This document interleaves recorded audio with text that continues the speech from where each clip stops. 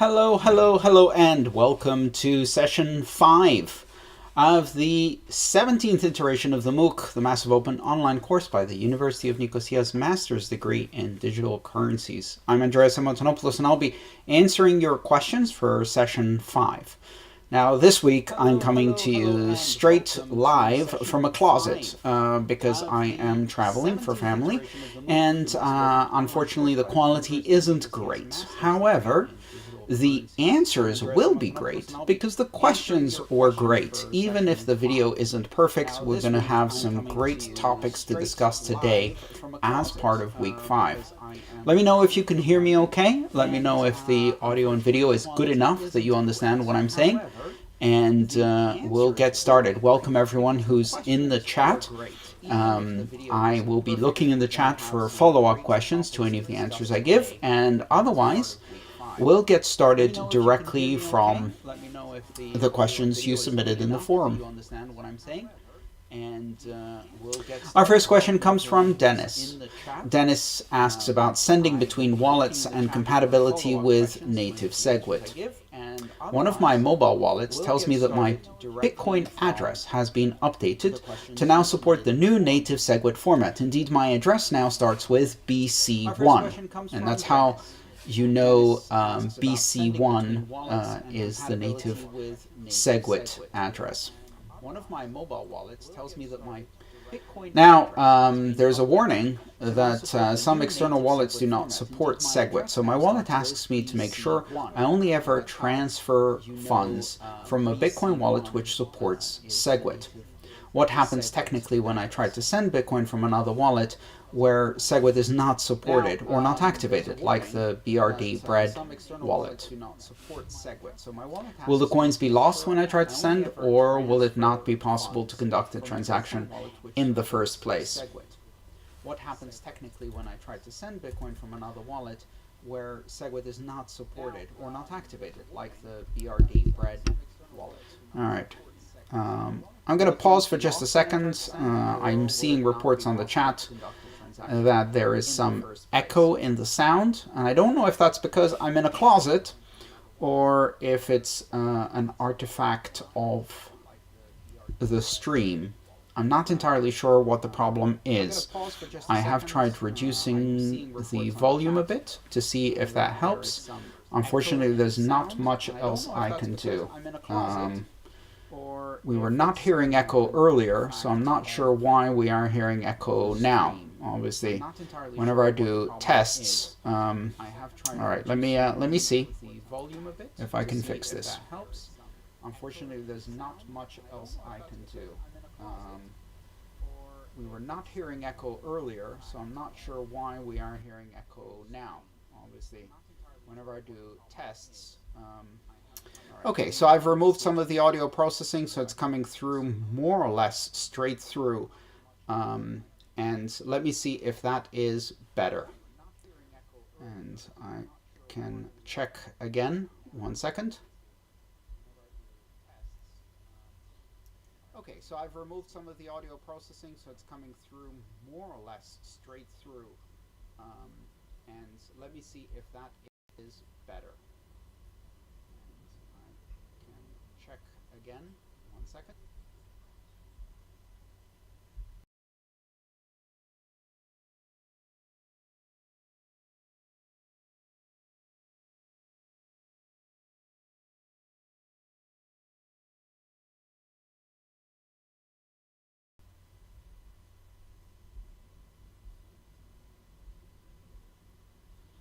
Okay, unfortunately that is the best I can do.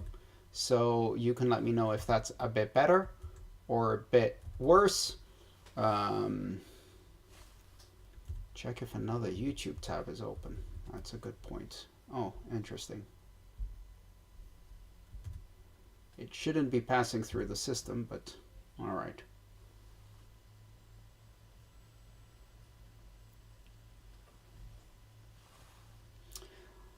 And this is what we're going to have to do and continue with what we have, unfortunately. And I'm very sorry if the sound is annoying. Hopefully it's a bit better now. Oh, Okay. You know what? Who said check if another YouTube? Non-fungible Tony. You win. I'm sending you a virtual beer. I did have a YouTube player window in the background, which may have been causing a tiny bit of echo. So thank you for that. All right, back to the question with Dennis. So Dennis, if you have a SegWit wallet with a SegWit native address, BC1, now BC1 addresses are derived from the same mnemonic phrase. What does that mean? That means that if your wallet uses a mnemonic phrase, which it almost always does, it has a 12-word mnemonic phrase, then the SegWit native addresses and private keys are derived from a specific branch of the tree. Now remember, from the previous lesson, we had the seed, which is 12 English words. You plant the seed, you grow a tree of keys, and on different branches of that tree, we derive the private keys, and for different cryptocurrencies and for different address types. So just like a single seed can have multiple different cryptocurrencies, you can use the same 12 words to run a wallet that that has Ethereum, Monero, Bitcoin, Litecoin, etc. You can also have a single seed that has legacy Bitcoin addresses that start with a 1, that has SegWit wrapped addresses that start with a 3, and SegWit native addresses that start with BC1. For very good reasons, the wallet makers do not put those different types of Bitcoin addresses on the same branch. Legacy addresses are on a different branch from SegWit wrapped addresses and from native SegWit addresses. And what that means is that the addresses that are generated by your wallet and the keys that are generated by your wallet for native SegWit are different from the keys that are generated for your wallet for legacy Bitcoin addresses. They're not equivalent. You can't just switch and choose. And so this is to avoid any confusion. If you use a wallet with native SegWit addresses and then you recover from that seed into a new wallet, you have to tell it that what you were using was native SegWit addresses so it can find your money, because it has to derive the branch of native SegWit addresses, not the branch of legacy addresses. Now, if you were to send Bitcoin and that wallet you were sending from, let's say someone's paying you, doesn't support native SegWit, it's really simple. It won't work. They will try to type in BC1 and their wallet will say that's not a Bitcoin address because it doesn't recognize it. It expects it to start with a 1 or 3. So when it starts with BC1, the wallet says that's not a Bitcoin address because it doesn't know about native SegWit. You can't accidentally send to something that isn't recognized by the sending wallet. So there's no danger that you give a BC1 address to someone and they manage to put it into their wallet to send you money and accidentally send to a native SegWit. It will only send to a native SegWit address if their wallet supports native SegWit. Now, what you shouldn't do is use a wallet for legacy addresses and native SegWit addresses and then assume that when you do a restore to another wallet or seed, that it's going to be able to see both the legacy and the native SegWit.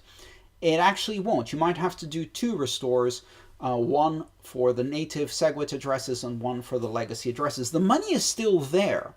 In all of these operations, when you're restoring or recovering from a mnemonic phrase of English words, the question is, when your wallet tries to recover, you give it the 12 words of the mnemonic phrase, it plants that seed and it grows the tree, but it only looks on one branch. Why? Because there's 2 billion branches and it can't look at all of them.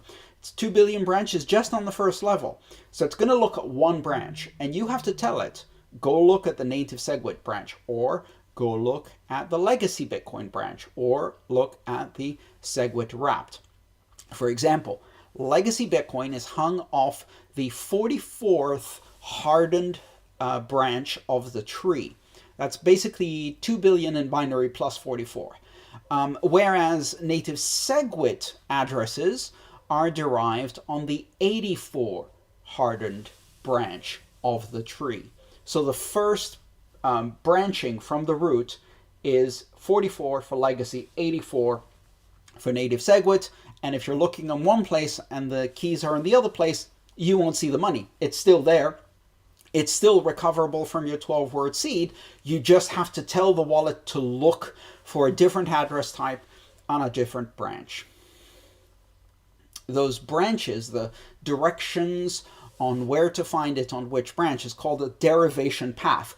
And you'll see it written in a strange format that starts with M, which means the master key, M, slash 44 prime symbol slash 0 prime slash 0 prime. That's the standard derivation path or branch for finding legacy addresses. For native SegWit, it would be written as M slash 84 prime slash 0 prime slash 0 prime. And that's what a derivation path is. It's a map that tells the wallet which branch to go down. It goes to the 84th branch, then it goes to the first branch from there, and then to the first branch from there, always indexing from 0 first.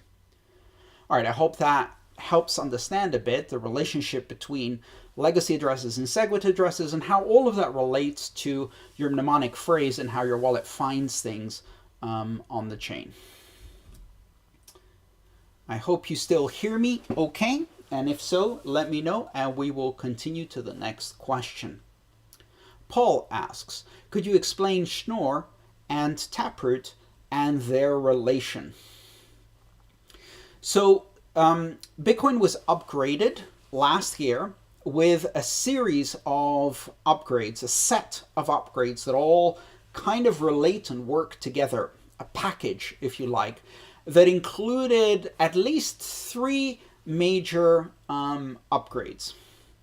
And those 3 major upgrades are known as Schnorr signatures, that's upgrade number 1, TapScript, that's upgrade number 2, and Taproot, which is upgrade number 3. Altogether, all 3 were called the Taproot upgrade. So Taproot is the word we use to describe the entire package, but it's also one of the 3 things that are in that package. Schnorr, TapScript, and Taproot are all part of the Taproot package. So what are they? Schnorr signatures are a different style of digital signature, where the previous digital signatures that we used on the Bitcoin elliptic curve were ECDSA signatures. So signatures based on the elliptical curve digital signature algorithm, ECDSA. Schnorr signatures are a superior signature model that was actually invented before ECDSA, but it was under patent. It was covered by a patent, and that patent expired a few years back. But when Satoshi was designing Bitcoin, Satoshi would have liked to use Schnorr, but didn't want to use something that was encumbered by a patent because that may create various licensing problems for people using Bitcoin. So instead, he chose the more complicated, less capable ECDSA signature scheme. But once the patent expired, Schnorr signatures are now were introduced into Bitcoin. So with this update that was activated in November, you can now use Schnorr digital signatures instead of elliptic curve digital signatures. And the nice thing is that these can be mixed and matched. So you could run a wallet program that does elliptic curve digital signatures, you could run a program that does Schnorr signatures, and the Bitcoin system will accept both as valid. However, if you use Schnorr signatures, there are some advantages. Their representation is slightly more compact, which means they take up less space on the blockchain when recorded onto the blockchain as part of a transaction for the witness part of the transaction. So Schnorr signatures gives us a slight optimization. Secondly, Schnorr signatures have certain really nice properties which have to do with little arithmetic tricks that you can do. The simple way of thinking about this is that if you were to take 10 private keys and produce 10 public keys and then produce 10 signatures using Schnorr signatures from those private keys on the same message. You could actually add up all of the signatures and add them up into one signature. And that one signature, which is the sum of all the signatures, is the same as if you took the sum of the private keys and signed them, and it can be verified by a public key that represents the sum of public keys. So it has this, I believe it's a transitive property, if I remember my arithmetic terms correctly. Forgive me, I learned them in Greek, actually. But basically, with Schnorr signatures, the sum of signatures is the same as if the sum of the private key signed and can be verified with the sum of the public keys. Now, this gives you the possibility of signature aggregation, where you can basically use one signature in place of several signatures, and that takes up a lot less space, obviously. So if you had 10 signatures and you aggregated them, you'd have just one. And you can do this on different levels, but that's not yet deployed on the Bitcoin network. Schnorr signatures also have various other arithmetic tricks that you can do so that you can adapt or modify a Schnorr signature by, for example, a fixed number, and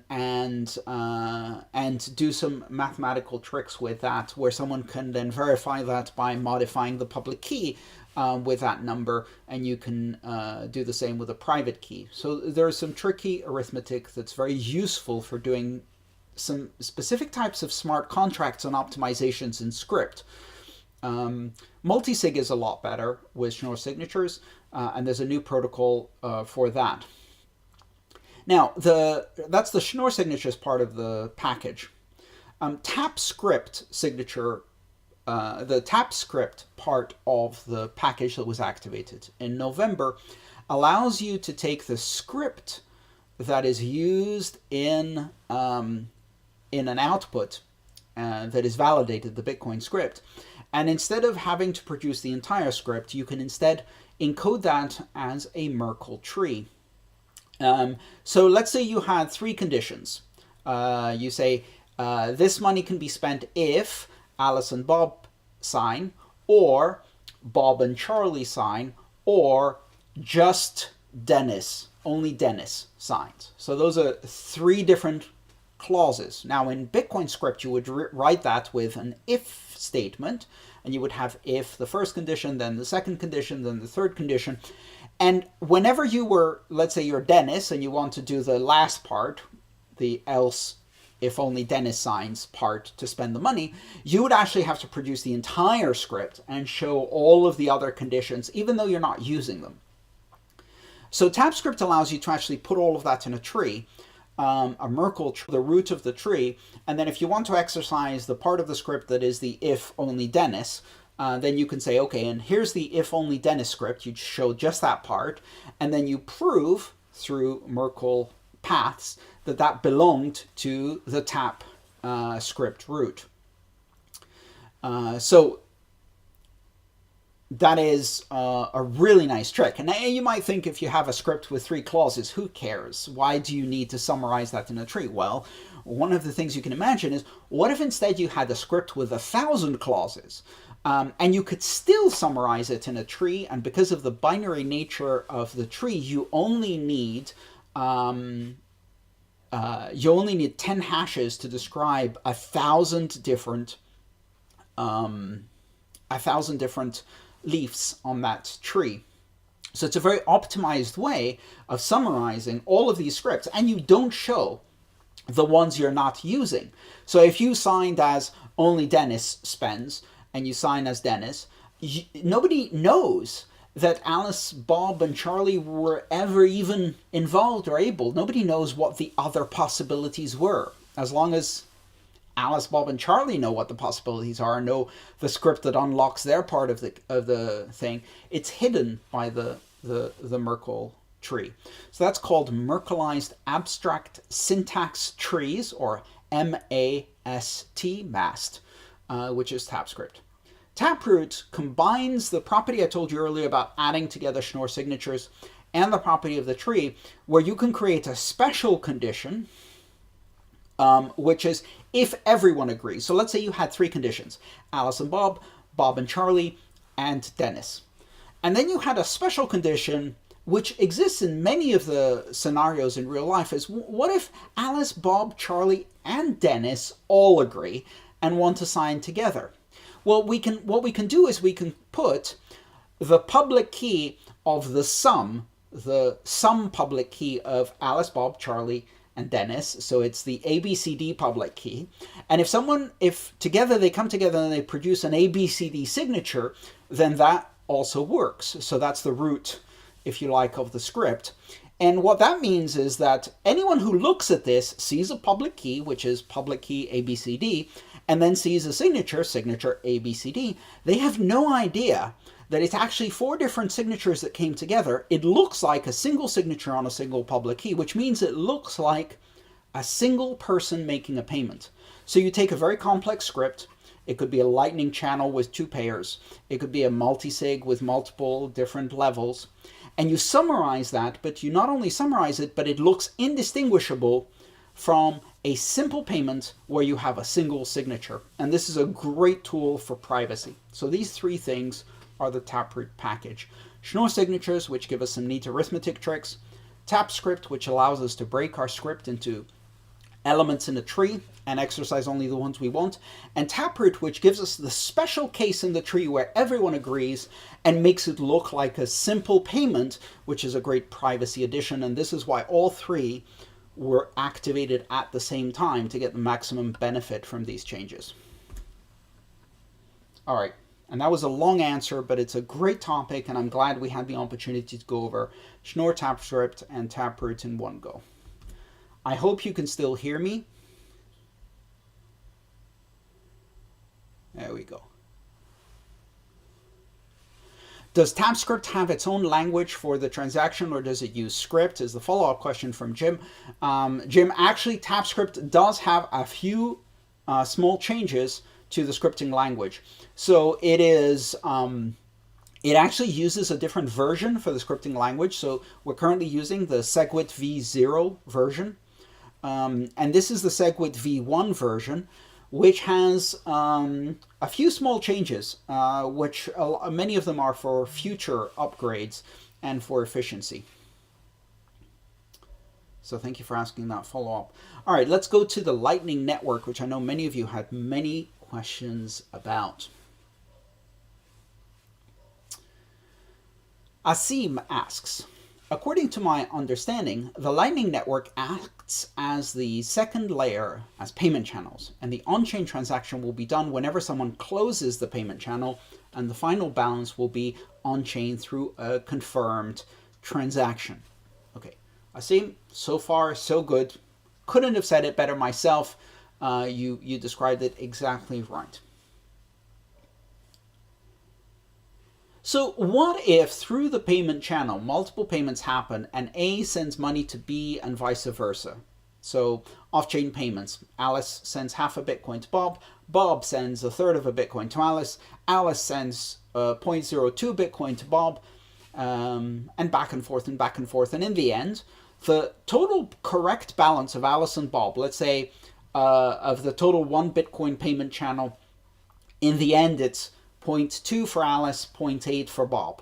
But there were many periods in time before where maybe Alice had more, Bob had less, and they were sending payments back and forth, and they had moved through all of these intermediary steps where the different balances kept changing between the channel endpoints, right? So when you start, usually all the balances on one side, and then as one person sends, it will move like this, and then maybe it moves the other way, and then maybe it moves this way again, and then maybe it moves the other way. And the split between the balances can go up and down. But at the end, whatever the final number is, that's what gets paid out to Alice and Bob. So the final closing transaction, the only one that's actually recorded on the blockchain after the funding, so you have funding in the beginning, 1 Bitcoin, all Alice, and then at the end, closing transaction, it takes that 1 Bitcoin from the funding transaction and it splits it, and Alice gets 0.2 and Bob gets 0.8, let's say. Asim's question is, do we lose all of the in-between previous transaction history? Will we just have the final confirmed balance written as a transaction on the blockchain? Yes. We don't lose. Alice and Bob still know about it, but only Alice and Bob still know about it. And the only thing that appears on the blockchain is the final balance. And the nice thing about Lightning, way it's implemented today, you don't need to close a channel ever. You could just leave it open, as long as you still want to move money back and forth between these people. And you might be moving back and forth because somebody else is sending in this direction and then somebody else is sending in that direction, and the channel is facilitating the movement.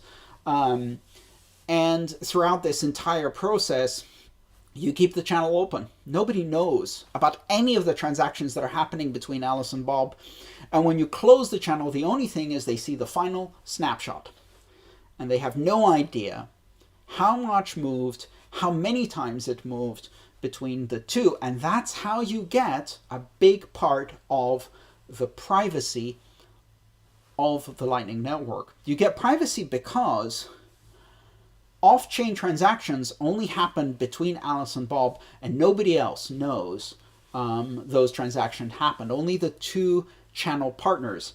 And even they don't know if the money they are transmitting across the channel is actually going to the other party or not. So for example, Alice doesn't know if money being sent to Bob is being sent to Bob, or Bob is sending to Charlie and Charlie's sending it to Dina further down.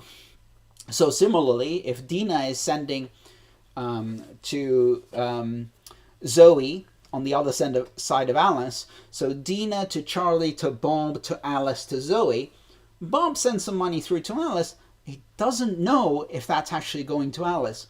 In fact, Alice is sending it to Zoe, to someone else. Bob sees it just going. They only see the bit in between. They don't see the other side of the transaction. All right, great question, and we made a lot of progress there. Adrian asked, hello, you mentioned at slide 24, in January 2021, the Lightning Network exceeded 16,000 nodes and 1,000 Bitcoin in capacity. As of September 2021, there are more than 25,000 nodes and over 2,000 Bitcoin in capacity. What do you mean by in capacity? So, Adrian, to explain this to you, it's a bit of a misleading term. And it's great that you asked this question because we can talk about it a bit more. If you have 2,000 Bitcoin in channels, that doesn't mean that the maximum amounts you can send throughout the entire history of the Lightning Network are 2,000 Bitcoin. Because you can send that money one way, and then you can send some of that money the same backwards in the other way, and then back and forth and back and forth and back and forth. And so if you have an active network where a lot of people are sending money back and forth, and it's passing through channels again and again, the maximum any part of that payment can be is the amount that's in a channel. And the maximum number that can be transmitted is whatever you can put together in a series of channels, the biggest channels you can put together and transmit across, which because of multipath, where you can send across many paths, is a lot more than just the channel capacity. And because the money may be going back and forth, it's a lot more than the capacity. So it really doesn't mean capacity. What it means is that's how much money is in the channels to enable liquidity. So if you like, that would be like saying how much money is in circulation in the United States. And you could say, well, let's say there's $10 in circulation in the United States.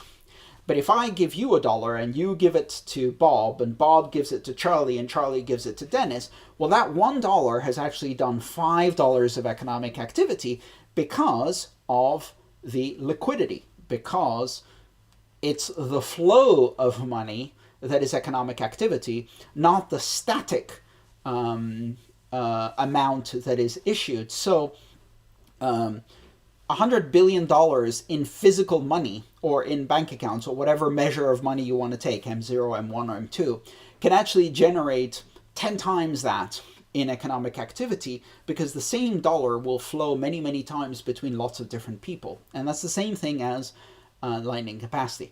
If you're interested in finding out about lightning capacity, one of the websites that provides some information is 1ml.com, and you can learn a bit more there and see what the numbers are today. So last time it was 25,000 nodes with 2,000 Bitcoin. One more important point. In the Lightning Network, there are two different types of channels. There are announced channels, also known as public channels, and there are unannounced channels, which are often mistakenly called private channels. They're not private. The funding transaction has to be recorded on the blockchain, and when you close it, it will be visible on the blockchain that such a transaction closed. But it's not announced on the Lightning Network, so you have no idea who's involved in it. Nodes that have only private channels are also not announced. So when we say there are 25,000 nodes with 2,000 Bitcoin in capacity, what we're saying is, really, we're saying there are 25,000 nodes that have at least one public announced channel, and the sum of all of the money that exists as liquidity in public announced channels is 2,000 Bitcoin.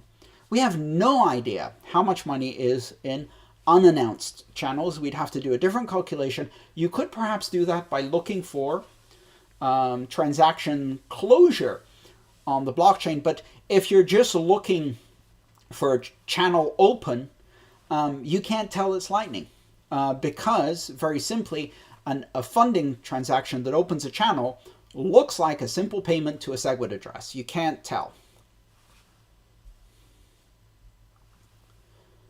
All right, let's check out the follow-up questions.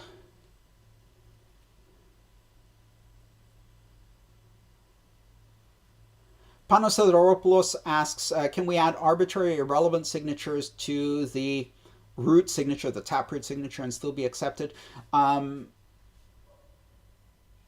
If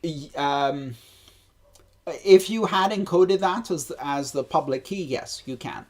And I don't know what you can do with adapter signatures in Taproot. I would have to look into that.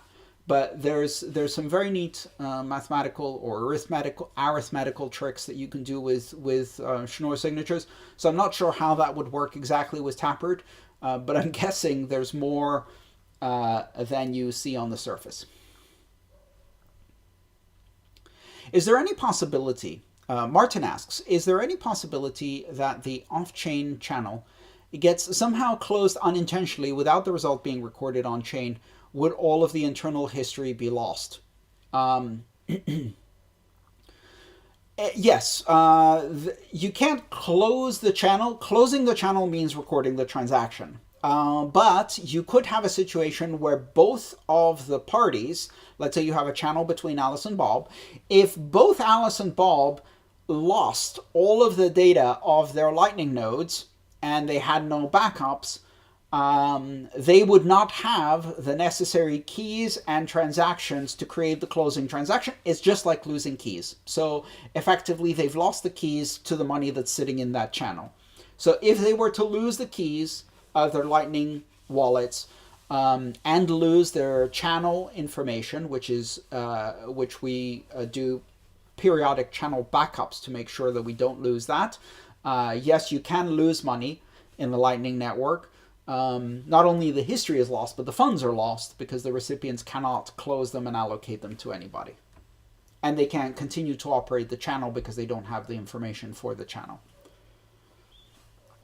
Velik asks, what happens to fees on Lightning? Can it discourage miners on layer 1 to stay in the network in the long term once block reward gets smaller? You know, Velik, this is a question a lot of people have. Fees on the Lightning Network are very, very, very small. Often just a few Satoshis per hop in the Lightning Network.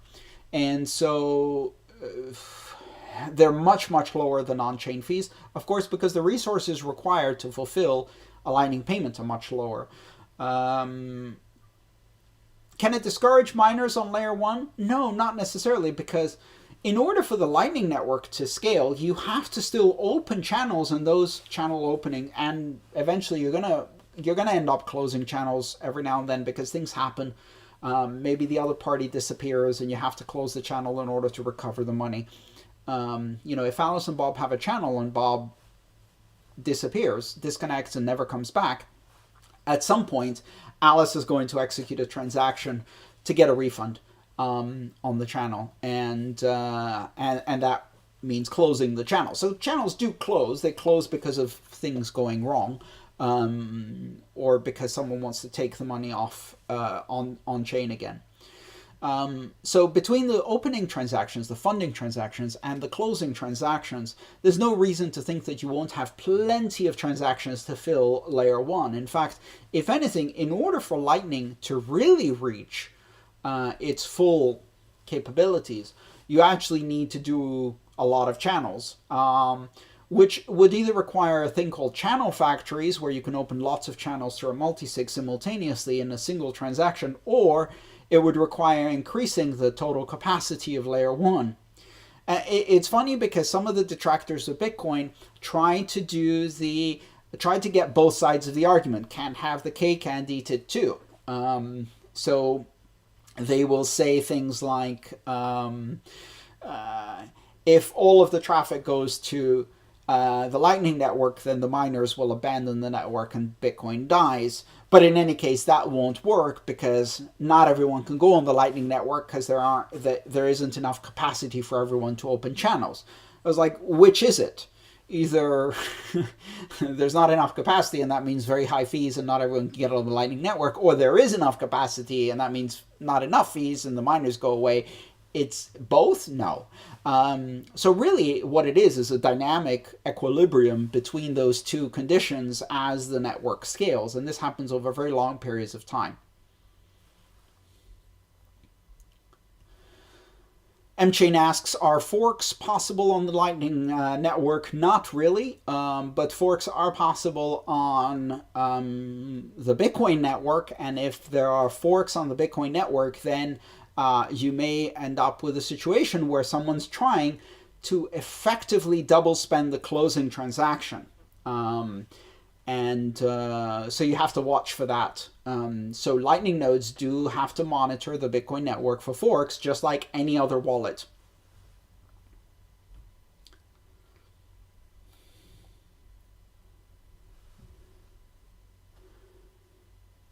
And let's go through a few more questions in the forum, and then I'll go to some of the follow-ups. The next question comes from Igor. Igor asks, what is the effect of the Lightning Network usage on privacy as an end user and also as a full node operator whilst routing Lightning payments?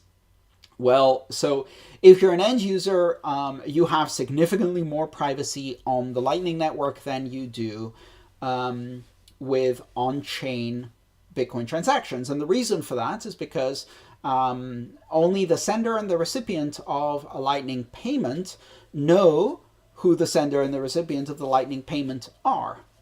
And therefore, everyone in between doesn't know, and none of those payments are public. They're all encrypted in layers with an onion routing protocol.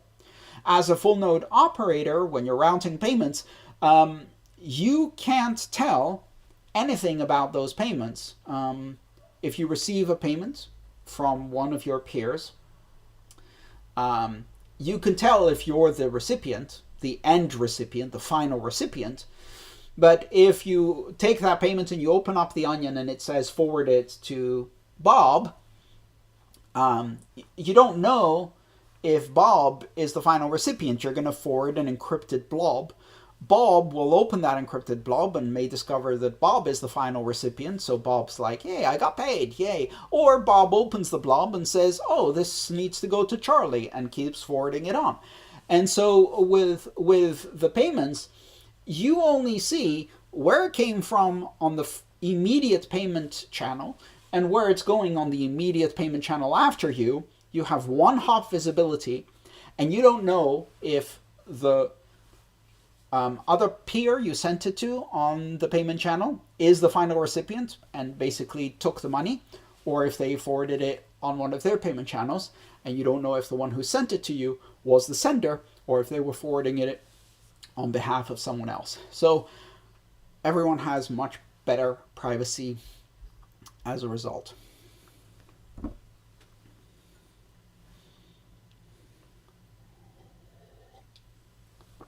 Okay, let me increase the font size on the chat because my eyes are getting tired.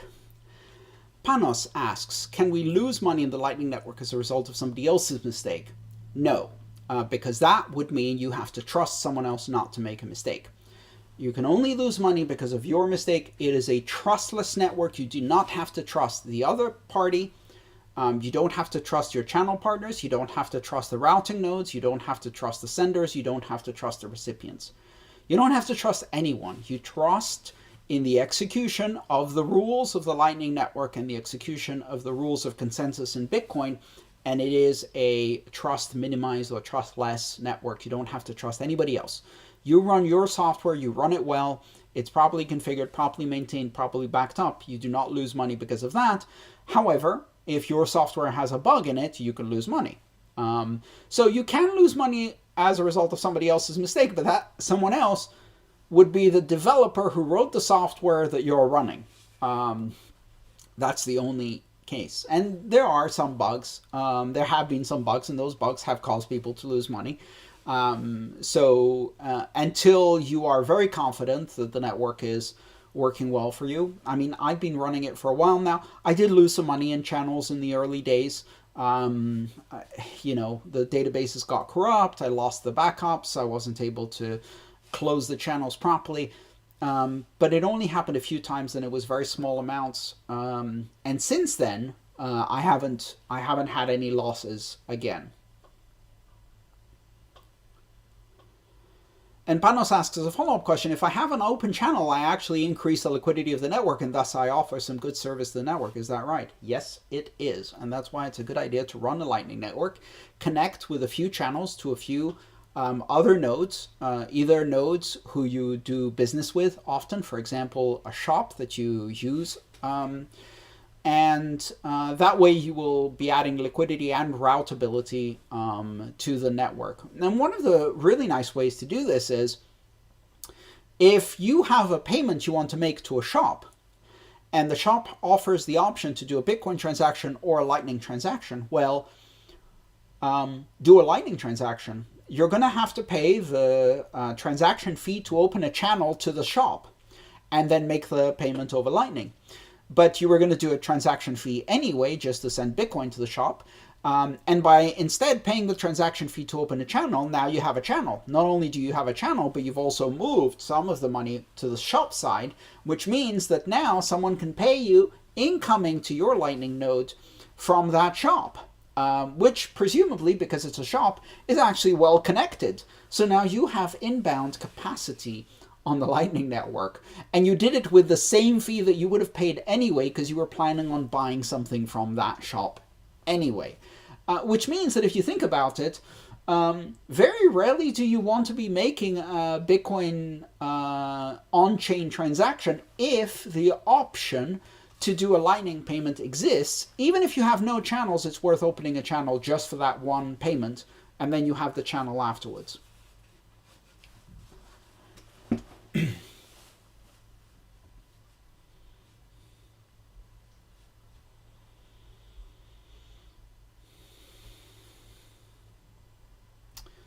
Leslie asks, can the Lightning Network be modified in a way that a 51% attack could be mounted on the blockchain? No, it couldn't. The Lightning Network depends on the consensus rules of Bitcoin to operate correctly. Bitcoin does not depend on the rules of Lightning to operate correctly. And therefore, you can attack Lightning through the Bitcoin network. If you have a 51% attack on Bitcoin, you can use it to attack Lightning channels, but you can't attack Bitcoin from the Lightning Network. That's why the strength has to be in the base layer, and the layer 2 can be a bit more flexible and a bit faster. Jim asks, is a person running a Lightning node rewarded in any way for routing transactions? Yes, they collect the routing fee, which is a fee that's calculated, which you set on your own node. You say, on this channel, I want to collect this routing fee, or maybe on all of my channels, I want to collect this routing fee. And you set it with two parameters. And the two parameters are a percentage, so thousandth of a percentage of the actual amount that is being routed, and a base fee, which for a number of reasons we're choosing to set to 0 now to improve the routing mechanisms, but you can also set a base fee, which is like a flat fee you charge for every route regardless of the amount. But it's actually better to set that to 0, apparently. All right, Lightning Network. CoinJoin and the Lightning Network. Michelle asks, are the transactions that are run on the Lightning Network channels in the form of a CoinJoin? No, they are not. In fact, the funding transaction looks like a straightforward payment. So it looks like a single payment to a SegWit address. You wouldn't be able to tell it was a Lightning channel. The closing transaction reveals the actual Lightning script when you sign to distribute the balance between the two channel partners, and that becomes very obviously a Lightning Network closing transaction, except if we implement Taproot in Lightning, which is coming soon.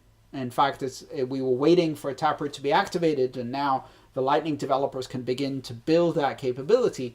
You can actually disguise a Lightning closing transaction, the settlement transaction. You can disguise it as a simple payment. So then both the funding and the closing look like simple payments, and then the Lightning Network transactions disappear. You don't know which ones are Lightning transactions or which ones are on-chain transactions. They all look the same. And the reason we can do that with Taproot is because instead of Alice and Bob signing the different scripts they have, revealing those scripts that are part of the Lightning state, and then paying the outputs to the balances that correspond to them, instead what they can do is they can agree and just sign with the root public key, the Taproot public key, by joining their signatures together and creating a Taproot signature. And then that looks like someone signed with the public key of the address that was funded. And you can't tell that it was actually a channel and it took two people to collaborate to do that signature.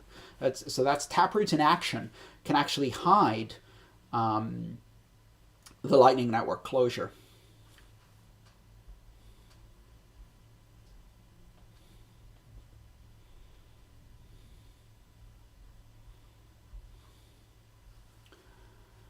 Bradley asks about, actually, let me skip that one. Sorry, Bradley, I'll come back to it because this one is relevant.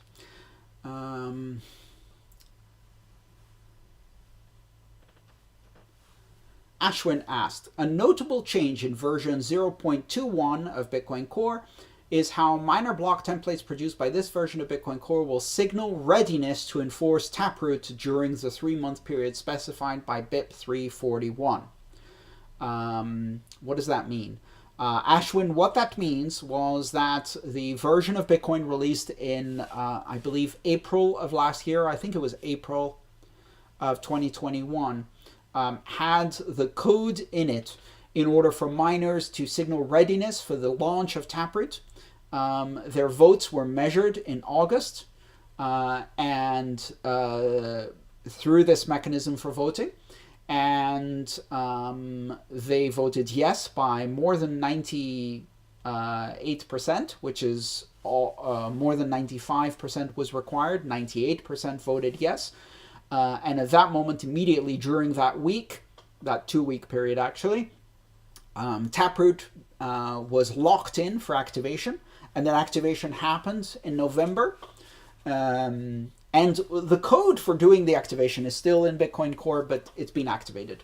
The reason the code is still in there is because if you bootstrapped a Bitcoin node from the Genesis block today, it would have to go through the process of going, oh, they're going to vote. It's August. Ooh, will it pass? Will it not pass? Now, we all know it's passed, but because your node doesn't trust anyone, it has to go through the blockchain and it has to count the votes of the miners, and then it has to figure out that, in fact, it activated, and then come November, it goes, yes, locked in, activated, and then start accepting Taproot transactions. So every node, even if you bootstrap one today from the Genesis block, has to go through and count the votes of every vote that has happened on every feature that has been activated through a BIP, using the BIP9 or similar process since the beginning. It's really funny to think about how every node running the core software starts in the Genesis block as if it's 2009. And then it goes through all of these exciting moments in Bitcoin. The first SegWit, the first block with SegWit addresses, the first block with P2SH addresses, the first block with check time lock verify addresses, CLTV, check lock time verify, sorry, and goes through not only the voting process, but then sees the very first transaction and accepts it as valid because it's watched the votes and knows that everyone agreed to it. Essentially, when you bootstrap a node, it's a time machine, and it rolls back time to January 3rd, 2009, and then goes through the entire history of Bitcoin in order to get to today on its own and to believe everything that's happened until now. So thank you for that question. It was fun. Asim also asks, in the global Bitcoin distribution, the first country is not applicable, which is around 46%. What does that point to? I think that means we don't know which country it's in. I believe this is about the node distribution, if I'm not mistaken, from memory. And that's because we don't know where some nodes are. We don't know where 46% of the nodes are, and that's a good thing.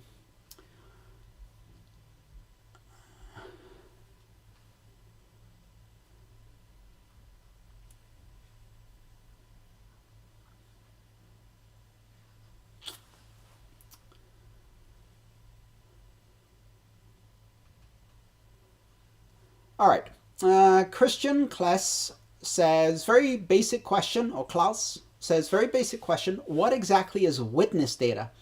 Witness data is signatures that are not part of the transaction hash, but have been moved outside of the transaction structure and separated or segregated in a special data structure called the witness data, that goes alongside the transaction and gets recorded in the block in a separate witness Merkle tree.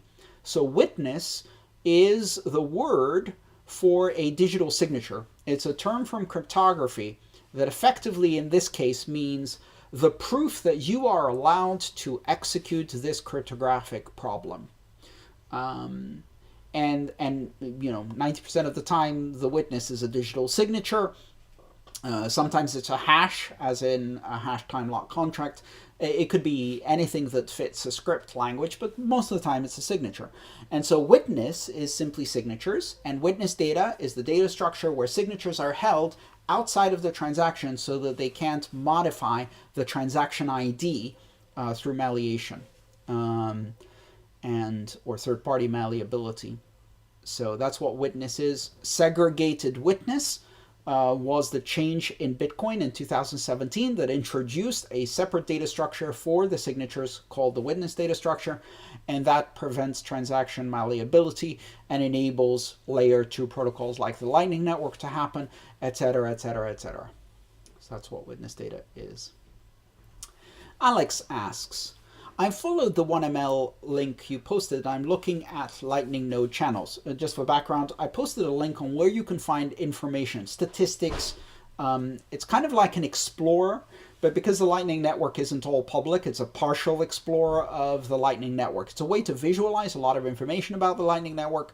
It looks and learns about nodes and then keeps track of what channels those nodes announce, the capacity of those channels, the fee information, all of the information that a node announces publicly 1ML collects that and creates a little search engine and dashboard where you can see broad statistics like how many Lightning nodes are there, how many channels, what's the total amount of money in the channels.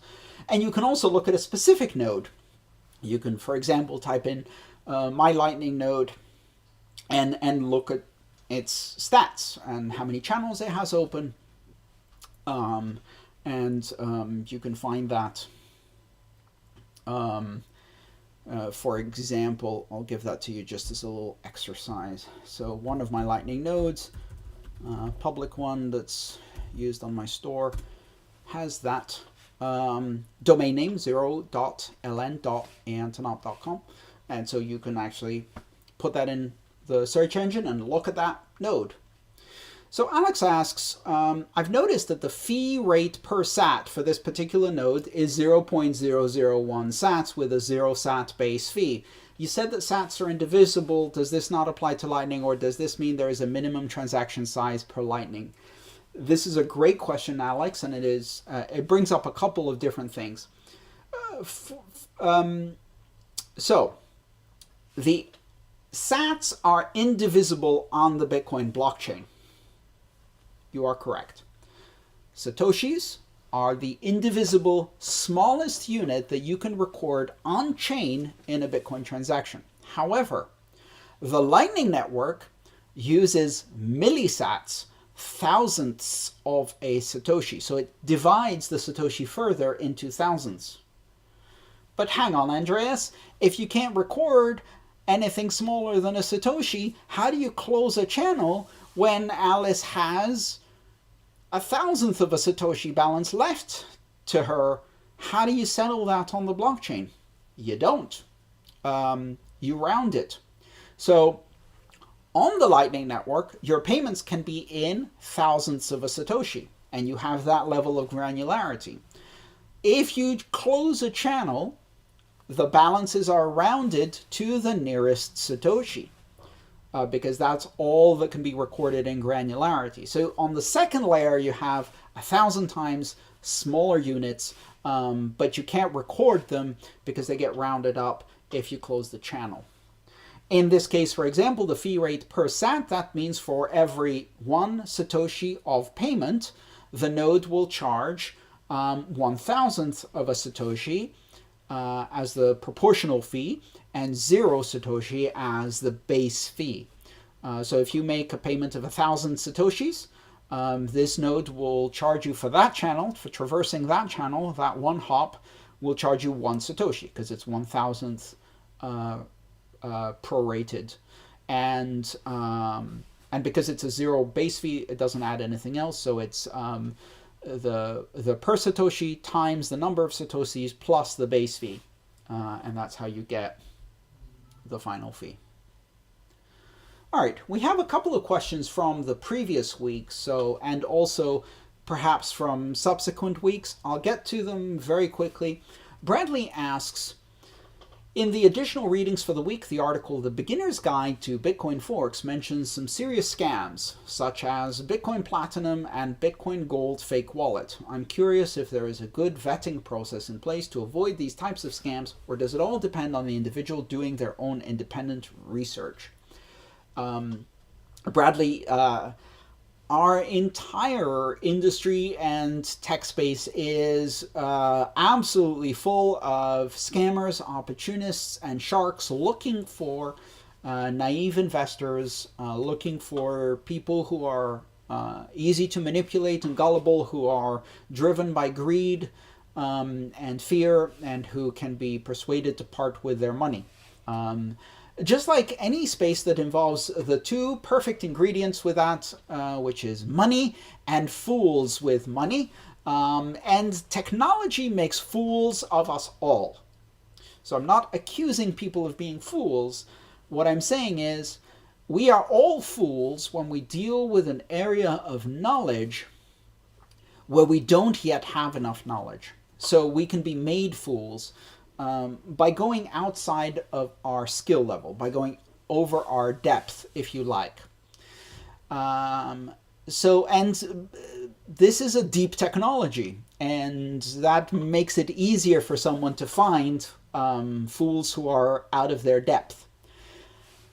It depends on the individual doing their own independent research. Yes. Rule number 1, if it looks too good to be true, it's a scam. Rule number 2, if you're not sure if it's a scam, it's a scam. Rule number 3, if it comes with the endorsement of a celebrity, it's a scam. Rule number 4, if it promises incredible riches or incredible technology, it's a scam. If it has the word revolutionary in it, it's a scam. And, you know, outside of a handful of technologies in this space, a lot of the rest is a scam, of various degrees. So this is where you have to be very, very careful. And, you know, if you ask a Bitcoin maximalist, everything that's not Bitcoin Core, SegWit as defined with the latest version of Core is a scam. Other people may have a slightly broader definition that includes a few other things and a few other technologies. And beyond that is you're on your own, right? So I don't take the position that only Bitcoin can ever be useful in all circumstances, all applications, and everything else is a scam. I don't take that position. I'm not a Bitcoin maximalist. However, I'm not that far from that position, right? And I've seen so many scams that it is quite sickening when you look at it. M-Chain asks, at the end of the day, can we say that the Lightning Network is decentralized? Decentralized is not a yes-no question, so I can't say yes or no. I can say that in some aspects, the Lightning Network is more decentralized than the Bitcoin network. In other aspects, it is less decentralized. Some of the networks, because the Lightning Network involves lots of different paths and collections of nodes. And depending on how you slice it, you can be looking at some parts of the Lightning Network are very centralized. You have hub and spoke environments within the network diagram. If you think about it, there are some nodes that have 2,000, 3,000 channels, and many of the biggest nodes out there are all connected to each other. Well, that part of the network is pretty centralized. But then there's a whole cloud of nodes with 2 or 3 channels around them, and some networks that are much more mesh-like within that. So aspects of the Lightning Network are centralized, aspects are decentralized. You can build a network that is both centralized in some ways and decentralized in some ways, just like the internet, with the Lightning Network.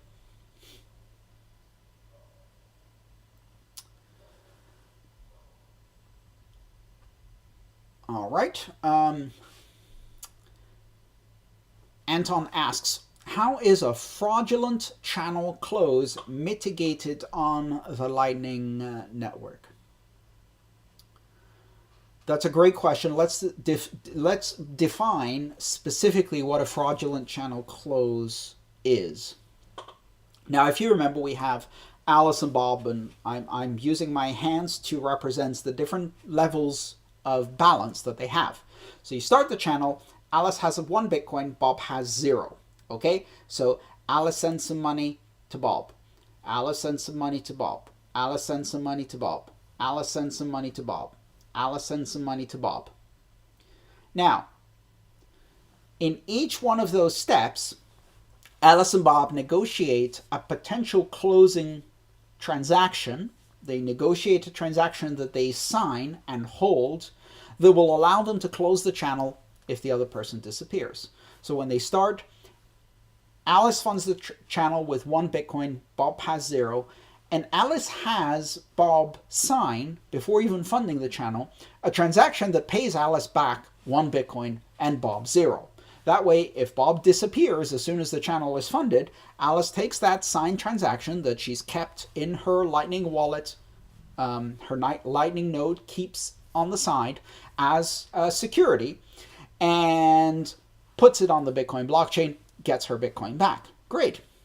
Well, when Alice then sends 0.2 to Bob, now Alice has 0.8, Bob has 0.2, they sign another set of closing transactions. They each have a copy that split it 0.8, 0.2, so that the initial funding can be then released accordingly. But hang on a second. Alice still has a closing transaction signed by Bob that gives her the whole Bitcoin back. Why doesn't she just transmit the older state, the previous state? Now, currently, they've agreed that Alice only has 0.8 of a Bitcoin, and 0.2 belongs to Bob. And they have transactions to make that reality by closing the channel at this point that are signed. But Alice also has, Bob has it too, a transaction that just gives all of the money, 1 Bitcoin to Alice. Bob won't transmit that transaction because he's not an idiot. But what if Alice does? What if Alice tries to cheat by transmitting a previous state in which her balance was larger than it should be, than it is now, agreed now, because things have changed since, because payments have flowed. And this keeps happening. There are many times when Bob has more and Alice has less, and Alice has more and Bob has less as the channel gets used. And so either one of them could pick the best possible old state, which gives them the most money, and just transmit that. And that would be cheating. That's what a fraudulent channel close is. And it's brilliant how it's fixed. In the current model of Lightning, the channels that are currently used, what happens is the closing transaction that they have signed has a time delay in it, and it has a special penalty clause that can be used by the other party if there has been cheating.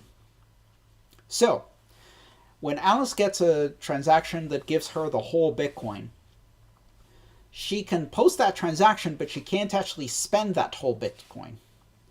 And she has to wait for a specific delay, which is the time lock. And there's also a penalty transaction, and Alice has that key. Bob doesn't at first. And that penalty transaction allows someone to take the whole Bitcoin without waiting for the delay. Alice doesn't have that key in the beginning. Bob doesn't have that key in the beginning. They actually produce it together by adding 2 numbers. When Alice sends money to Bob and the balance changes, in order for Bob to know that she's not going to transmit the old transaction, Bob asks her for her contribution to the penalty key, and Alice sends that as a show of good faith, which allows Bob to agree to sign the new closing transaction. Now Bob has both parts of the penalty key, and he's watching the blockchain. If Alice tries to broadcast the transaction that gives her the whole Bitcoin, she puts it on the blockchain, it gets confirmed, she still can't spend that money because it's time delayed for her, but Bob has the penalty key. Bob sees the transaction, says, "You cheat. You gave me the penalty key because you said you would never broadcast this transaction. I'm going to penalize you now." And he transmits a transaction that uses the penalty key to take the whole Bitcoin.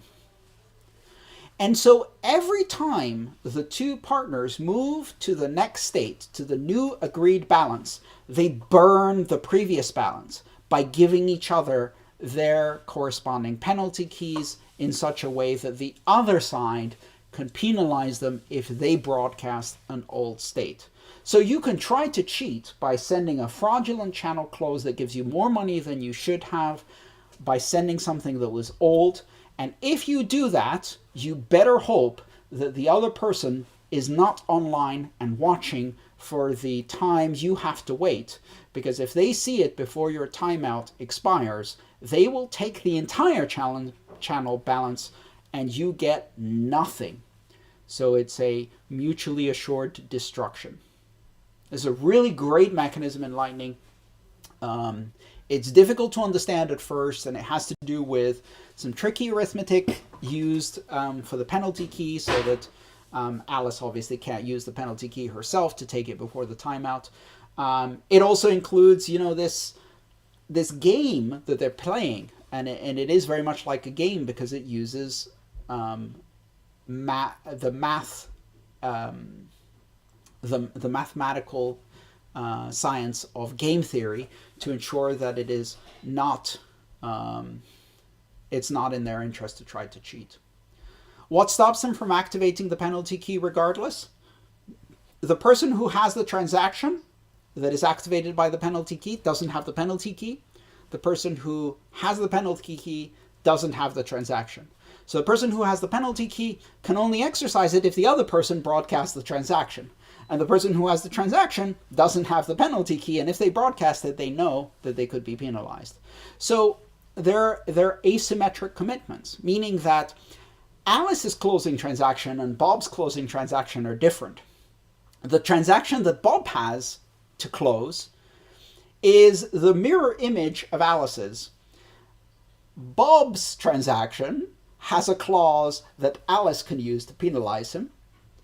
Alice's transaction has a clause that Bob can use to penalize her, and they each burn the previous closing transaction by exchanging the two components of the two penalty keys with each other. They say, here's the little piece of information you need to burn my previous closing transaction if I ever try to cheat.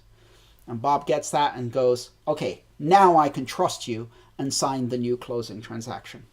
And then Bob goes, here's the penalty key you can get to burn me if I commit a cheat. And Alice goes, oh, okay, now I can trust you. Now I can sign your closing transaction. And so there's this back and forth with asymmetric commitments. And it's a cautious game of trusting only for what the other person has committed to, and knowing that you can always take action to deal with a cheat. It's very, very clever. Now, interestingly enough, this mechanism is necessary because of the way Bitcoin transactions work, and it's actually improved dramatically by a new protocol in Lightning called L2, E-L-T-O-O, L2. And what L2 does is L2 makes it possible for you to do all of this without penalty transactions. You can actually always invalidate an old state by transmitting a newer state without having to penalize. And Martin, it's okay if you didn't understand it. It's not easy. Probably the best way to play this out is with pen and paper and exchanging little envelopes back and forth, and it's not easy to explain, which is why it took us 450 pages to write the Mastering the Lightning Network book. It's okay. All right, we've got another question from Paul from previous week, and I think this is also very useful. Paul is asking about exchanges. Where does the money go? Paul, I'm still trying to wrap my head around the concept of virtual money. It's an interaction with euros and dollars. How does an exchange work in practice? It receives money and sends out cryptocurrency, but where does the money go? How does it end up at the miners? Is it a steady state where miners or others take out as much as others put in, and this would balance out? But in a growing crypto market, there must be huge piles waiting to be claimed. Yes. Great. You actually answered it yourself. An exchange, in practice, if we use the correct terminology for an exchange, is a marketplace. And as a marketplace, it does not buy and sell cryptocurrency itself. An exchange has euro-dollar deposits of customers and, let's say, Bitcoin deposits of customers. A customer, Alice, wants to buy Bitcoin and has dollars, and the customer, Bob, wants to sell Bitcoin and has Bitcoin, wants dollars. So what they do is, Alice says, I'd like to buy Bitcoin. And Bob says, I'd like to sell Bitcoin. And they set a price. Let's say the current market price to keep things simple. There's different types of orders, limit orders, stop orders, etc., etc. But for the basic market pricing, Alice says, I want to buy Bitcoin at the current price. And Bob says, I want to sell Bitcoin at the current price. And Alice says, I want 1 Bitcoin. And Bob says, I want to sell 1 Bitcoin. Great. Alice commits the dollars at the current price and can no longer touch them for a short period of time.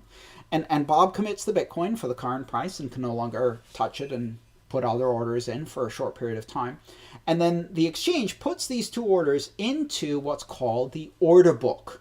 And the order book, if you think about it, is basically a database that contains all of the orders that are happening at the same time. And the order book has a separate program that's running, which is called the order matching system, or the trade engine. And what that does is it's a piece of software, and it says, okay, Alice wants to buy a Bitcoin. We have that 1 order. Can I match that to someone who wants to sell a Bitcoin? Or can I match it to 2 people who want to sell half a Bitcoin? Or whatever combination. Can I find enough orders on the sell side to match the orders I have on the buy side, and vice versa? And it doesn't have to be 1-to-1. You know, Alice may buy 1 Bitcoin and get it from 10 different people who are selling different amounts, but it has to be exact. So that's how it will happen. And so when the engine matches these, what it does is it says, okay, Alice, you bought a Bitcoin. You no longer have the dollars in your account. They've been deducted. But you do have a Bitcoin in your account. And on the other side, it says you no longer have the Bitcoin, you have dollars. It simply changes 2 numbers in a database to show that they've exchanged money with each other. So when you're exchanging in an exchange, you're not exchanging with the exchange. You're exchanging money with the other customers of the exchange. And then to your other question, how does it get to the miners? Very simple. The miners go to the exchange and sell the Bitcoin that they have mined in order to get dollars or euro or whatever to pay their electricity bills for mining. And so miners are the biggest liquidity source on the front end for exchanges, because they bring fresh Bitcoin into exchanges to sell it for dollars. And that's when you buy Bitcoin on an exchange. It's either from someone who has a Bitcoin and wants to sell it, or it's from a miner who just mined a Bitcoin and wants to sell it, and you get that Bitcoin. Not exactly that Bitcoin, because the all of this doesn't happen on the Bitcoin blockchain. It happens in the company's database, and they don't actually exchange the money until you decide to do a withdrawal. So they keep all of this information on their own database as to what the balance of Alice's dollars and Bitcoin and other currencies are, and what the balance of Bob's dollars and Bitcoins are.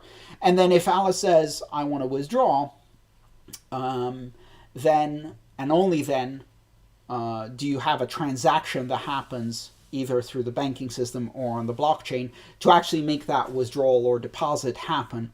And if you take out a Bitcoin from an exchange, you don't get the specific Bitcoin that you bought from Bob. The exchange just says, okay, you own a Bitcoin, I guess we owe you a Bitcoin. And they go into the big bucket of hot wallet of Bitcoin that they have for paying out withdrawals. And they give you one of those, which could be from anyone. And then they mark your balance down by 1 Bitcoin. And when someone deposits, it goes into the big bucket of Bitcoin in their own database with their own keys that they control. So it's like one big shared wallet. It's a pooled fund.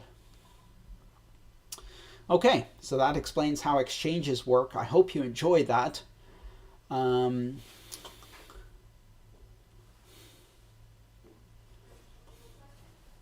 Hardware wallet malfunction.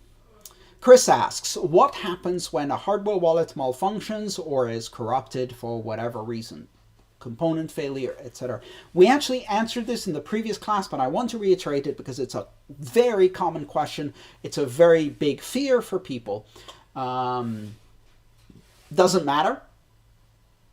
Doesn't matter because it is the mnemonic phrase, the 12 to 24 English words that you have backed up carefully and stored somewhere securely that matters.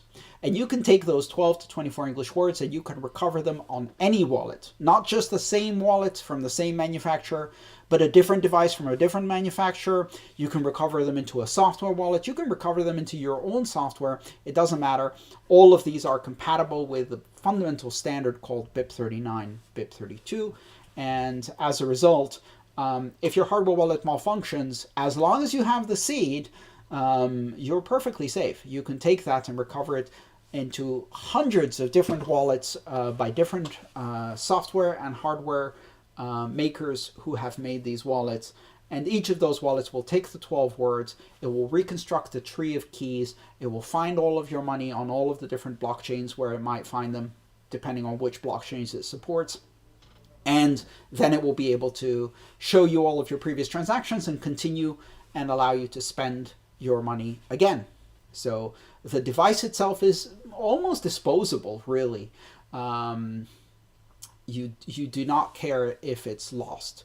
However, if it's stolen, the device itself is not necessarily something that can survive a long-term attack by someone who has knowledge of hardware and has physical access to the device, can open it up, connect wires to it, run an oscilloscope, put other chips in there, pull the chips out and connect them to other boards, etc., etc. They may not be able to withstand an attack like that for very long. So if your hardware wallet gets stolen, the keys, while they're protected by the hardware wallet for a while, should be considered compromised. And what you would do is you would take your 12 words, you would get another hardware wallet equally secure or something else. You would recover your 12 words. You would create a new wallet with a new 12-word mnemonic phrase, and then you would do a transaction to move all of the money out of the compromised 12 words so that you don't care if they have the old one. So that's the only thing you have to worry about. But you're not going to lose your money if you have the backup. Philip asks as a follow-up, so the counterparty is the exchange and not the actual seller?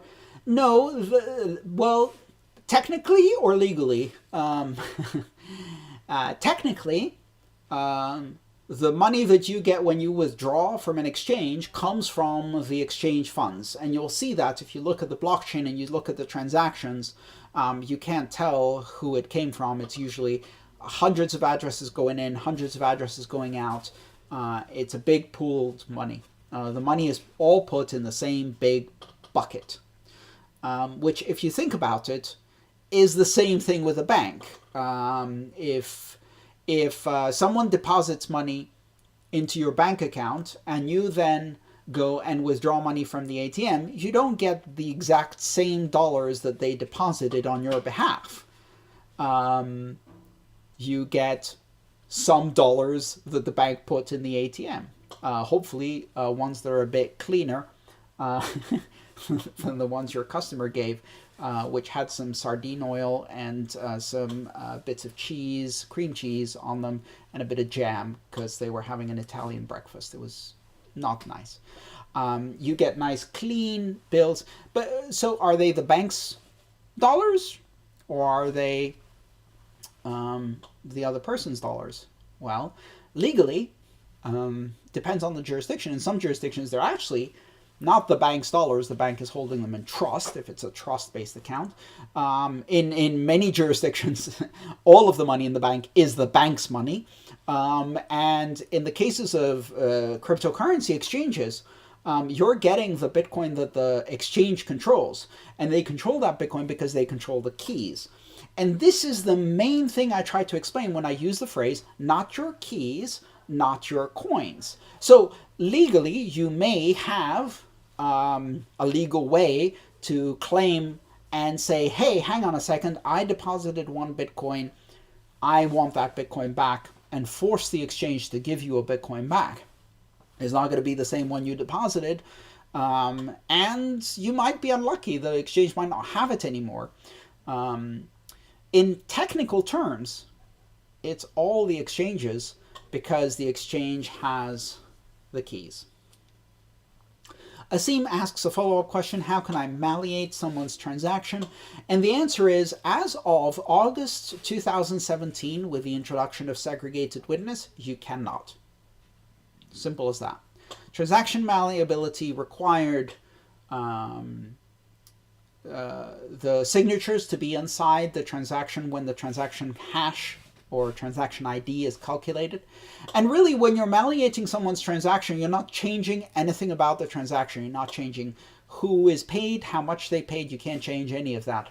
All you can do is you can make a transaction that pays the exact same amount to the exact same person, but produces a slightly different transaction ID so that you can confuse some of the wallet software. And this really only matters if you're using smart contracts and payment channels like the Lightning Network, where you need the transaction ID because you have subsequent transactions that are spending that you haven't confirmed.